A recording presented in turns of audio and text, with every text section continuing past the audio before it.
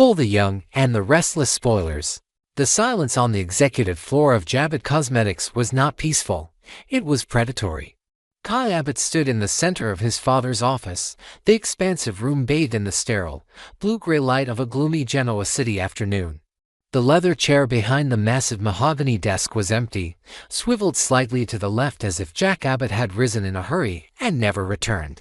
"Dad," Kyle called out, his voice echoing against the glass walls. There was no answer, just the low, rhythmic hum of the fixed system and the distant, muted sounds of the city below. Kyle checked his watch. It was past 4. Jack never missed the quarterly strategy review, certainly not one this critical. With Newman Enterprises breathing down their necks and the market volatility threatening their latest launch, Kyle pulled his phone from his pocket and tapped Jack's contact for the 5th time in an hour. It rang and rang, a hollow, digital trill that eventually clicked over to voicemail. "This is Jack Abbott. Leave a message." "Dad, it's me," Kyle said, fighting to keep the rising edge of panic out of his voice. "You're not at the office. You're not at the house. Harrison is asking where you are. Call me back, immediately." He ended the call and gripped the phone tight enough to whiten his knuckles. A prickle of unease, cold and sharp, danced down his spine. This wasn't like Jack. Even in the midst of their fiercest arguments or the deepest crises, Jack Abbott was a creature of habit and responsibility. He didn't just vanish. Kyle began to pace, his eyes scanning the room for clues. Papers were strewn across the desk, marketing projections, legal briefs regarding a patent dispute, and a half-drunk cup of coffee that had long since gone cold. It looked like a scene interrupted. He moved behind the desk, his hand hovering over the landline, when something on the floor caught his eye. It was a tablet, slipped partially under the rug, as if it had been kicked there in a rush. Kyle knelt and retrieved it. The screen was cracked, but it flickered to life when he pressed the side button. It wasn't Jack's tablet. The background wallpaper was a generic geometric pattern, not the photo of the Abbott family Jack always used. Kyle swiped up. No passcode. He opened the map application, which was still running in the background. A destination was pinned, a location Kyle didn't recognize, miles outside of town, deep in the wooded hills near the old reservoir. "Why would you be going out there?" Kyle whispered to himself. The unease in his gut solidified into a heavy dread. He grabbed his keys, the cracked tablet clutched in his other hand like a lifeline. He didn't know if Jack had taken this device or if it had been left by someone else, but it was the only lead he had. And in the silence of the empty office, the loudest sound was the screaming intuition that something was terribly, dangerously wrong. The drive to the outskirts of Genoa City was a blur of gray asphalt and skeletal trees. The further Kyle drove from the city center, the thinner the traffic became, until he was the only car winding along the narrow, potholed road that led toward the reservoir. The sky above was a bruised purple, heavy with rain that hadn't yet fallen. Kyle's mind raced, replaying the last few weeks. The tension at home had been palpable. Diane had been on edge, snapping at the staff, whispering in corners, her eyes constantly darting to her phone. Jack had been weary, carrying the weight of the company and the family on shoulders that seemed to be sagging lower every day. They had told Kyle they were united, a solid front against the world, but the air in the Abbott mansion had tasted of secrets. The GPS on the tablet beeped, signaling he was close. Kyle killed his headlights, letting the gray twilight guide him. He didn't want to announce his arrival. The road turned to gravel, crunching loudly under his tires, and he slowed to a crawl. Ahead, the trees cleared slightly to reveal a dilapidated structure, an old pumping station from the turn of the century, brick and iron, abandoned and overgrown with ivy. It was a place for ghosts, not CEOs. Kyle pulled his car behind a dense thicket of pine trees, ensuring it was hidden from the clearing. He stepped out, the chill in the air biting through his suit jacket. The silence here was different than at the office. It was organic, filled with the rustle of dry leaves and the wind moaning through the branches. He crept toward the building, his footsteps careful and deliberate. As he rounded the corner of the decaying brickwork, he froze. 2 cars were parked in the shadow of the structure. The first was a mistakable sleek, silver sedan that Kyle had seen in the Jabbit driveway 1,000 times. Diane's car. The second vehicle made Kyle's breath hitch in his throat.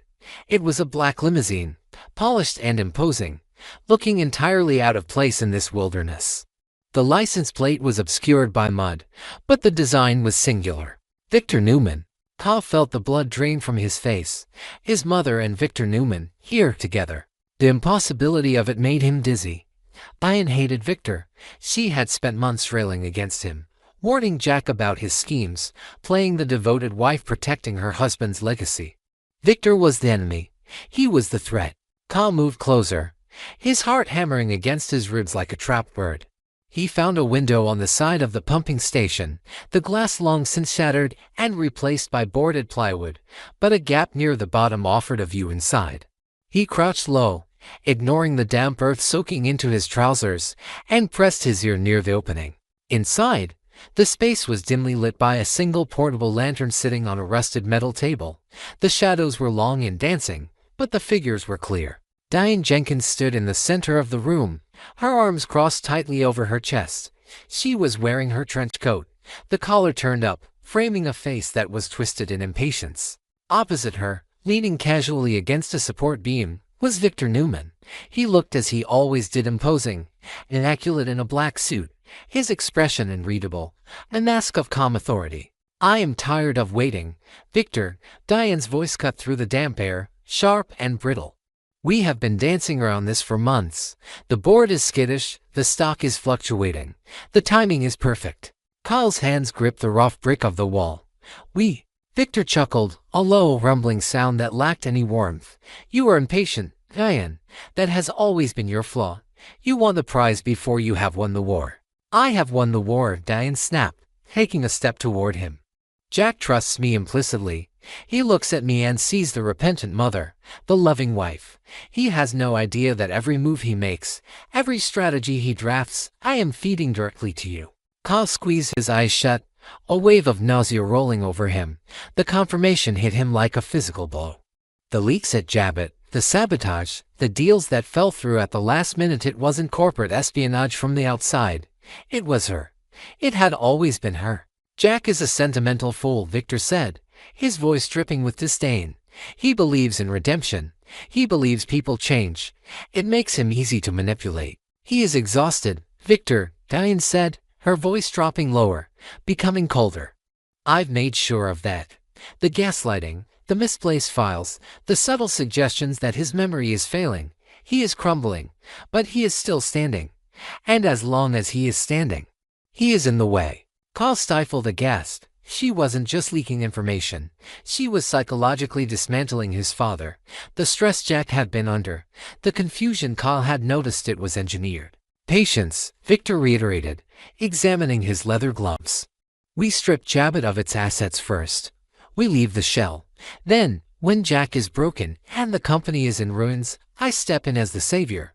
And I take the CEO chair," Diane finished for him, her eyes gleaming in the lantern light, as the grieving wife who tried everything to save the family legacy. "Grieving?" Victor raised an eyebrow. "Is that part of the plan now?" Diane turned away from him, pacing the small circle of light. "He won't let go, Victor. You know Jack. He will fight for that company until his last breath. He will drag us into court. He will rally the board. He will call in every favor he has in this town." She stopped and turned back to Victor, her face hard, devoid of the warmth Kyle had seen there only that morning over breakfast. "Jack needs to disappear," she said. The words hung in the air, heavy and suffocating. "Disappear?" Victor asked, his voice flat. "Permanently," Diane hissed. "Not a vacation, not a sabbatical. He needs to be gone. An accident, a sudden medical event. I don't care how it happens, but he cannot be around to contest the takeover. If he is alive, he is a liability. If he is dead, I have full control." Kyle felt the world tilt. He clamped a hand over his mouth to stop the scream that was clawing its way up his throat. His mother, the woman who had begged for a second chance, who had sworn she had changed, who had cried in his arms about how much she loved their family, was standing in a derelict shack plotting his father's murder. It wasn't just greed. It was a cold, reptilian calculation. She was willing to erase Jack Abbott from the earth to satisfy her ambition. Victor studied her for a long moment, his dark eyes narrowing. "You are talking about a dangerous path, Diane. There is no coming back from that." "Don't pretend you haven't thought about it," Diane challenged, her voice trembling with adrenaline. You hate him. You have hated him for 40 years. You want him destroyed. I am offering you the ultimate victory. Jabbit becomes a subsidiary of Newman. And Jack Abbott becomes a memory. Isn't that what you want? Victor pushed himself off the beam and walked slowly toward her. He towered over her, but Diane didn't flinch. She looked up at him, her chin raised in defiance. I want Jabbit, Victor said softly, and I want Jack defeated, but I do not operate with sloppy haste. If Jack dies under suspicious circumstances, the eyes of the world will turn to us, to you. I can handle the police, Diane dismissed, waving a hand. I can play the widow.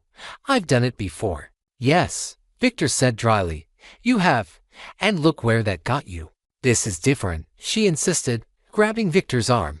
We are so close, but the plan is slow bleed. You insist on it's taking too long. Kyle is starting to ask questions. He's suspicious. He's sniffing around accounts he shouldn't be looking at. Kyle's heart stopped. She knew he was looking. Your son is a variable we must control, Victor said. Kyle is weak, Diane spat. The insult cut deeper than any knife. Kyle, crouching in the mud, felt tears sting his eyes, not of sadness, but of pure, white-hot rage. Kyle wants a mommy and a daddy, Diane continued, her voice dripping with mockery. He is so desperate for that perfect nuclear family that he will overlook almost anything. But if he finds out about us, about the money transfers, he will run to Jack. We cannot let that happen. That is why we need to accelerate. If Jack is gone, Kyle will cling to me. He will be too broken to fight me. I can control him.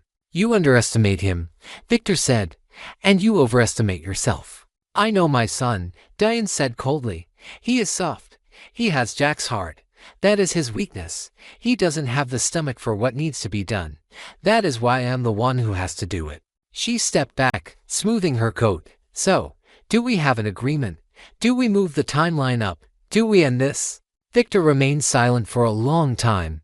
The wind howled outside, rattling the loose tin of the roof. Kyle held his breath, terrified that the sound of his own heartbeat would give him away. Proceed with the asset transfer, Victor said finally. As for Jack, do not act without my explicit order. If you touch a hair on his head before I say so, I will destroy you, Diane. I will not be an accessory to a murder I did not sanction. Diane's face fell slightly, but she nodded. Fine, but don't wait too long, Victor. My patience is running out. And so is my mercy. She turned and began to gather her things from the table. I have to get back. Jack thinks I'm at a charity gala. I need to make an appearance before I go home and play nursemaid to the man I'm about to ruin. Kyle didn't wait to hear more. He couldn't. The toxicity in that room was radioactive. He felt contaminated just by listening to it. He pushed himself up, his legs shaking violently. He had to get out. He had to leave before they saw him. If Diane knew he was here, if she knew he had heard her call him weak, heard her plot his father's death, she would know the game was up. And a cornered animal was dangerous. He backed away from the window, stepping carefully over the wet leaves. He retreated into the shadows of the pine trees, moving faster as he put distance between himself and the pumping station. When he reached his car, he didn't slam the door. He closed it with agonizing slowness, engaging the latch with a soft click. He didn't turn on the engine immediately. He sat in the dark, his hands gripping the steering wheel, his breath coming in ragged gasps. The image of Diane's face twisted in hate, mocking his love, sentencing his father to death burned behind his eyelids. The mother he had defended to the world. The woman he had forgiven against everyone's advice. The woman he had let into his home, round his son. She was a lie. All of it was a lie. You think I'm weak? Kyle whispered into the darkness of the car, his voice trembling with a new, terrifying resolve. You think I'm soft? He looked at the cracked tablet on the passenger seat. He had the location. He had the witness account. He knew the truth. He started the engine, leaving the lights off until he rolled onto the main road. As he accelerated back toward Genoa City, the panic that had gripped him earlier evaporated, replaced by a cold, hard clarity. Diane Jenkins wanted a war. She wanted to play games with people's lives. She thought she was the grandmaster moving pieces on a board. Kyle's eyes narrowed as he watched the road stretch out before him. She had no idea that the piece she thought was the weakest was about to flip the entire board. You want Jack to disappear, Kyle said through gritted teeth. over my dead body. He drove into the night, leaving the betrayal behind him in the woods, carrying the truth back to the city like a loaded weapon. The son of Diane Jenkins was gone. The son of Jack Abbott was coming home, and he was ready to fight. The air in the Abbott mansion was thick with a silence that felt less like peace and more like the holding of breath before a scream. Outside, the wind whipped through the manicured grounds of Genoa City, battering the windows with a rhythm that matched the pounding in Kyle Abbott's temples. He stood by the fireplace, the embers dying out, casting long, dancing shadows across the room that seemed to mock the stability of the family legacy he was desperate to protect. Diane Jenkins sat on the plush velvet sofa, her posture rigid, a crystal tumbler of sparkling water untouched on the coaster before her. She wore a mask of practiced calm, the kind she had perfected over decades of social maneuvering and survival, but her eyes betrayed a flicker of something else, fear, perhaps. Or the exhaustion of a woman who had spent too long looking over her shoulder. "You're being ridiculous, Kyle," Diane said, her voice smooth but tight. She reached for a magazine on the coffee table, a feigned attempt at normalcy that landed clumsily in the charged atmosphere. "I haven't disappeared anywhere. I was in Chicago for a spa retreat. I told you this. I told Jack this." Kyle turned slowly, his silhouette cutting a sharp figure against the dim light. He didn't buy it. Not for a second. He had spent the last 48 hours tearing apart digital trails that shouldn't have existed, finding holes in stories that were supposed to be watertight. "A spa retreat," he repeated, the words dripping with skepticism. "Is that what we're calling it now? Because the Four Seasons in Chicago has no record of a Diane Jenkins, Diane Abbott, or even a Taylor Jensen checking in last week." Diane's hand froze midair, hovering over the glossy cover of Jabbit Lifestyle magazine. She slowly retracted it, folding her hands in her lap. "There was a mix-up with the reservation. I stayed at a boutique hotel nearby." "Really, Kyle? Must we do this interrogation now? Jack will be home soon. And I'd prefer not to have him walk into a witch hunt." "Jack isn't the one I'm worried about right now. Or maybe he is," Kyle countered, stepping closer. He pulled a manila envelope from the inside pocket of his blazer and tossed it onto the table. It landed with a heavy slap that made Diane flinch, a crack in her armor finally showing. "I'm not talking about missed reservations, Mom. I'm talking about Jabbit. I'm talking about the security logs that show you accessing the executive server at 3:00 a.m. 3 nights in a row before you left. I'm talking about the encryption keys for the R&D files being copied. I am the co-CEO of Jabbit." Diane's voice rose, sharp and defensive. She stood up, smoothing her skirt with trembling hands. "I have every right to access those files. I was working late. I was trying to get ahead on the new skincare line launch. Since when is diligence a crime in this family?" "Since the diligence involves routing data through a shell server in the Caymans," Kyle shot back, his voice low and dangerous. "I had IT run a trace. They didn't want to tell me because they were afraid of you, but I made them. The data didn't go to our marketing team. It went to an external Dropbox, one that's been pinged by a very specific IP address." Diane turned away, walking toward the window, her reflection ghosting against the dark glass. "You're paranoid. You've always been looking for a reason to doubt me, haven't you, ever since I came back from the dead? You've been waiting for the other shoe to drop. You want me to be the villain so badly that you're inventing scenarios." "I don't want you to be the villain," Kyle yelled, the raw hurt breaking through his anger. "I wanted my mother back. I defended you to everyone, to Summer, to Ashley, to the whole damn town. I told them you changed." He took a breath, steadying himself.